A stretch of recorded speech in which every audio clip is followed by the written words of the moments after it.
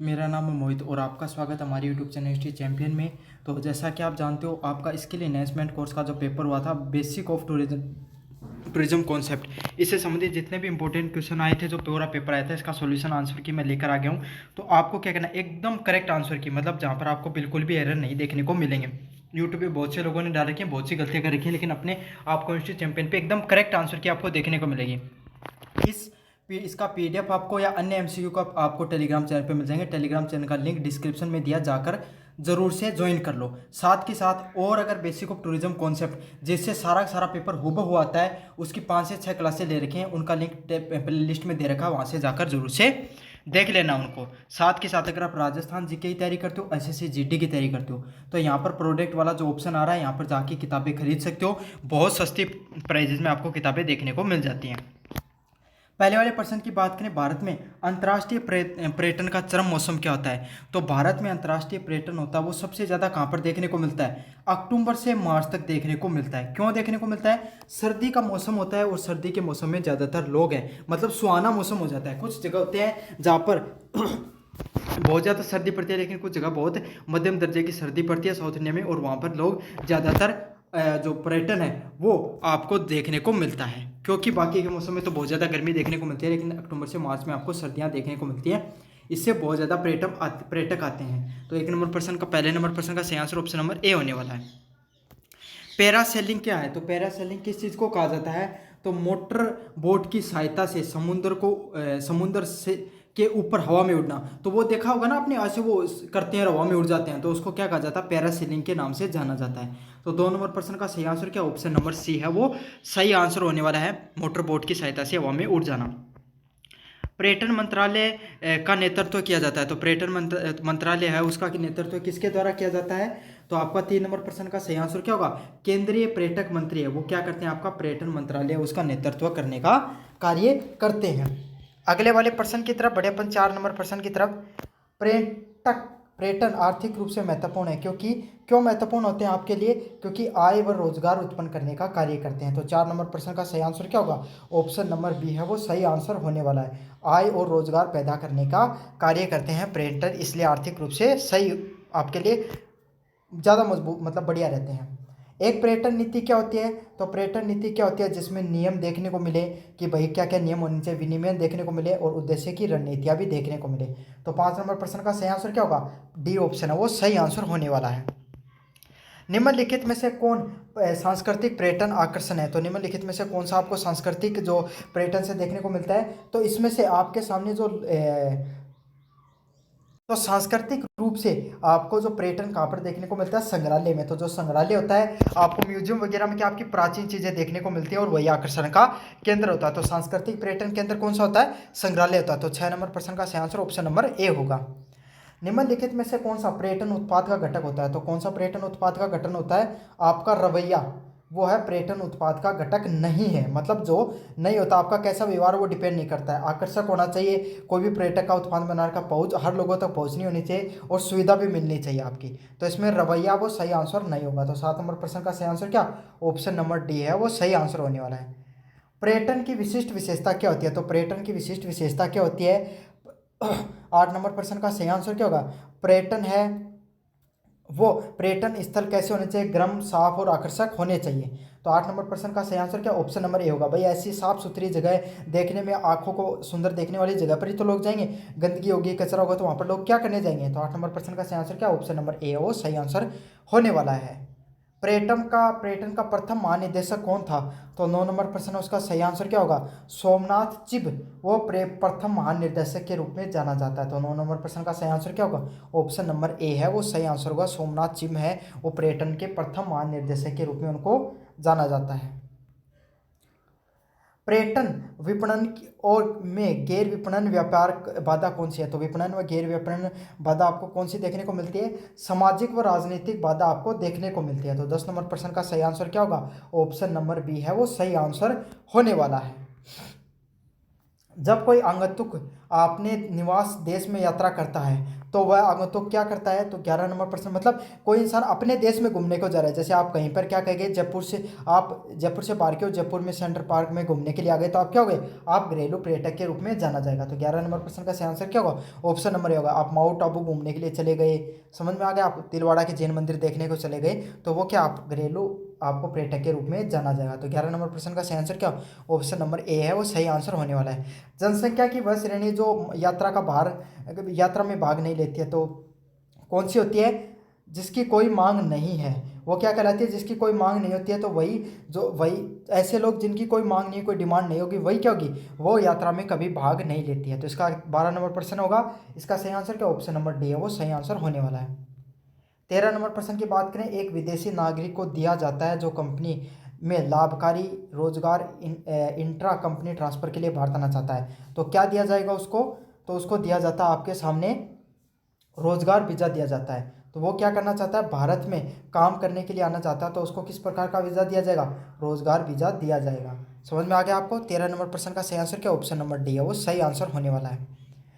पर्यटन की दृष्टिकोण स्थानीय समुदाय के हित में विचार करती है, तो कैसा विचार करती है, आपके सामने प्रोत्साहित, मतलब प्रोत्साहन पर्यटन का दृष्टिकोण समाधि, मतलब जो आपको, आप एक बात सोचो, आपके मान लो जयपुर है, जयपुर नहीं, आपका कोई गांव है, गांव में क्या मेला भरता है और वहाँ पर क्या बहुत सारे लोग आते हैं विदेश से, तो क्या होगा, आपके लोगों का उससे फायदा होगा, आपके रोजगार बढ़ेंगे, तो ग्रामीण लोग क्या करेंगे, उसको प्रोत्साहन देंगे, उसको और ज़्यादा बढ़ावा देने का कार्य करेंगे। तो 14 नंबर प्रश्न का सही आंसर क्या, ऑप्शन नंबर ए है, वो सही आंसर होने वाला है। पर्यटन का एक रूप जो स्वदेशी आबादी की सांस्कृतिक व परंपराओं पर अधीन रहता है, तो 15 नंबर प्रश्न का सही आंसर क्या होगा, आपके सामने सांस्कृतिक पर्यटन के नाम से जाना जाता है। तो ऐसा पर्यटन जो विदेशी आबादी की जो संस्कृति और परंपराओं पर आकर्षित, मतलब ज़्यादा ध्यान देता है, उसको क्या होगा, उसको सांस्कृतिक पर्यटन के नाम से जाना जाता है। तो 15 नंबर प्रश्न का सही आंसर ऑप्शन नंबर सी होता है।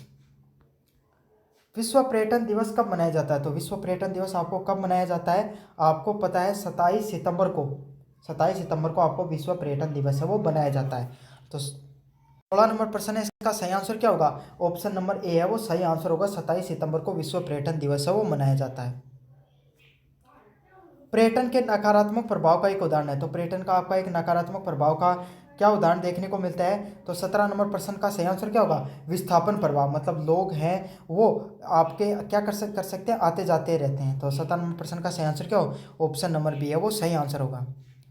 निम्नलिखित में से कौन यात्रा प्रेरक है, तो ऐसा कौन सा होता है जो यात्रा को बढ़ाता है, तो ऑर्डर बुक करना वो क्या यात्रा को बढ़ाने का कार्य करेगा। तो आप क्या कर सकते हो, मतलब मैं समझाऊंगा आपको, जैसे आपकी कोई कंपनी है, आपका गांव का मेले वाला ले लो, तो वहाँ पर क्या हो गए, बाहर से आपने कोई एक जो जयपुर में क्या कि एक बस लगा दी जो आपके गांव तक डायरेक्ट क्या करती है, यहाँ पर आपको गांव का मेला दिखाने के लिए, गांव के मंदिर को दिखाने के लिए लेकर आती है। तो इससे क्या हो जाएगा, वो सीधे लोग आप तक पहुँच जाएंगे, तो इससे क्या हो जाएगा, जो आपका पर्यटन है वो बढ़ेगा।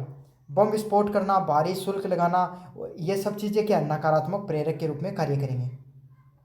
पर्यटक एक व्यवसायिक गतिविधि है जिसके लिए क्या आवश्यक है, तो पर्यटक एक बहुत ही आवश्यक जो व्यवसायिक गतिविधि होती है उसके लिए क्या होगा, दीर्घकालीन योजना होनी चाहिए, मध्यम सारी की सारी योजनाएं वो आपको अपनानी पड़ती हैं। तो 19 नंबर प्रश्न का सही आंसर क्या, ऑप्शन नंबर डी है, वो सही आंसर होगा।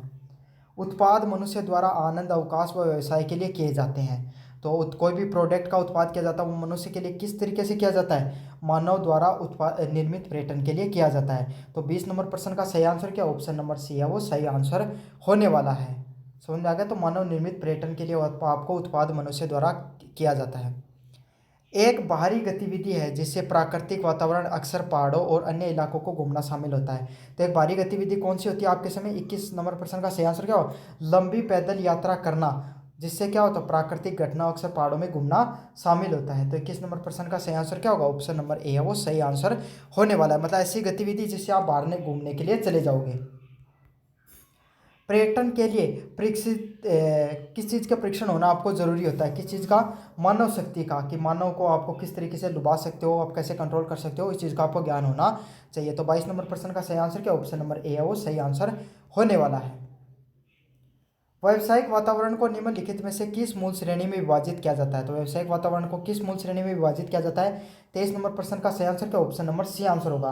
आंतरिक और बाहरी है उस श्रेणियों में इनको विभाजित किया जाता है। तो 23 नंबर प्रश्न का सही आंसर क्या होगा, ऑप्शन नंबर सी है, वो सही आंसर होगा। दुनिया का सबसे अनोखा इकोसिस्टम क्या है? तो दुनिया का सबसे अनोखा इकोसिस्टम क्या है? गोपाल गोस जो द्वीप समूह है वो क्या है? एक सबसे अनोखा इकोसिस्टम आपको देखने को मिलता है। तो 24 नंबर प्रश्न का सही आंसर क्या होगा? ऑप्शन नंबर बी है वो सही आंसर होगा। पर्यटन मंत्रालय और भारत सरकार द्वारा इको टूरिज्म के सिद्धांतों और दिशा निर्देशों को किस वर्ष प्रकाशित किया गया था? तो 25 नंबर प्रश्न का सही आंसर क्या होगा? 25 नंबर प्रश्न है इसका सही आंसर होने वाला आपके सामने। कब किया गया था? आपको 1990 में किया गया था। तो इसका सही आंसर क्या होगा? डी ऑप्शन है वो सही आंसर होगा।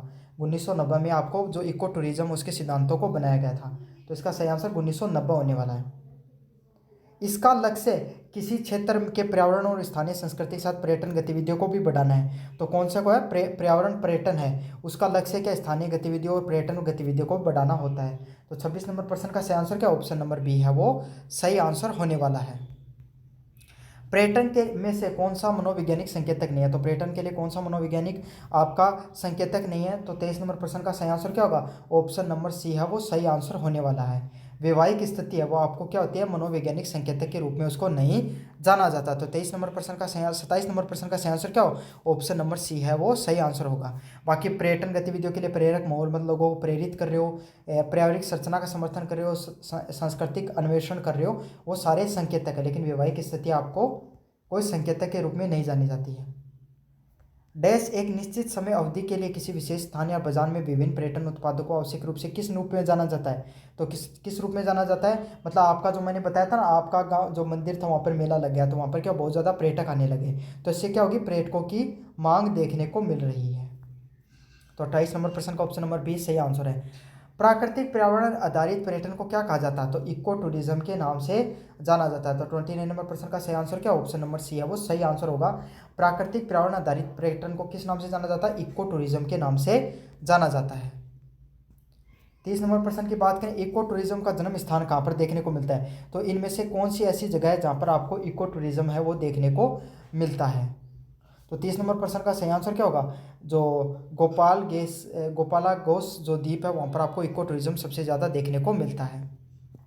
भारत का पहला नियोजित इको पर्यटन स्थल कौन सा है? तो थेरमाला है वो भारत का पहला नियोजित इको पर्यटन स्थल है।